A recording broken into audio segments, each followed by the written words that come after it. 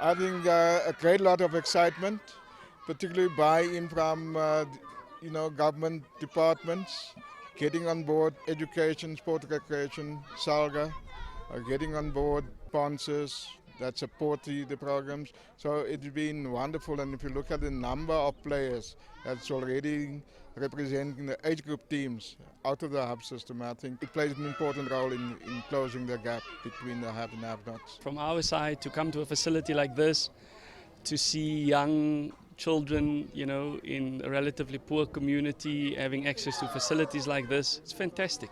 So we're very pleased with how this is going. It's about providing facilities where young people can get proper coaching. They've got the right equipment, got fantastic infrastructure, and they can learn to love and play the game. We have put in, as you know, a lot of money, but money doesn't give you the outcomes. It is the sweat that we have down with the foot soldiers, the hub coaches, and I do think the incentive of getting the best coach to New York certainly has played its role, and we've been on a roadshow not so long ago, and I think there's a lot of enthusiasm around the hubs. We've got to use the education system that we've got available. We've got officials in the system, we've got 340,000 teachers, we've got to encourage them to learn to play the game, to be able to coach, to convince children, to encourage them to play the game, and to use the facilities that's available. So from our side, we've had, towards the end of last year, we've had a planning session with all of our districts. We've introduced the program to them. We had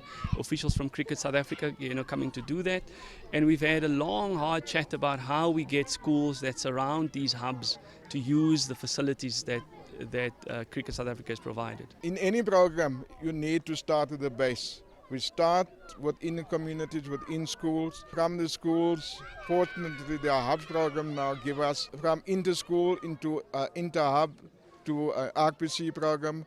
What we have now with sport and recreation, we have a provincial team, the winning RPC team going there, and that's a great incentive. From there, further talent development into our under 16 and 17 camps. Then all the way to under 19 where, they participate internationally. It's absolutely critical to education. What we know from international experience, countries that do really well ensure that children participate and play. So in a country like Finland, for example, it's probably the best educational nation on earth at the moment. They provide, as part of their school program, about half of the day is spent playing. Playing cricket or sports, doing arts and culture activities. Schooling has to be fun. If it's not fun for children, they won't enjoy it and they won't want to participate in it. So in order for you to turn around the educational fortunes of a nation, you have to ensure that children play. That's magnificent. We must give kudos to the Department of Education, giving us access to mindset and giving us the know-how, how it works, and it's been wonderful. And for us, that is the big shift. It is a tectonic shift that will now have the knowledge base open to all who tune in, because Mindset gives us both radio and television.